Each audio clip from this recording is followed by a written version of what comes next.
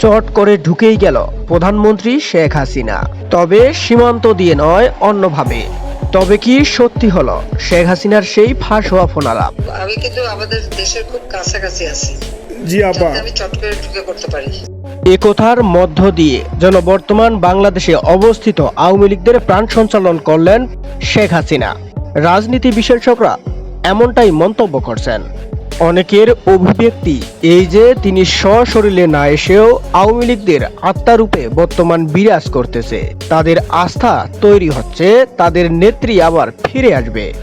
তেমনিভাবে বিরোধী দলকেও যেন একটি সতর্ক বার্তা হিসাবে এই কল রেকর্ডটি কাজ করলো বলে অনেকে মতামত প্রকাশ করেন। আজকে একটি ফোন কল ফাঁস হয়েছে। ফাঁস হওয়া ফোন কল বৈধ নয়, কিন্তু কেউ যদি নিজেই নিজেরটা ফাঁস করে সেটাকে অবশ্য হুইসেল ব্লোয়ার বলা যায় কিনা এটা নিয়ে একটা তর্ক হতে পারে।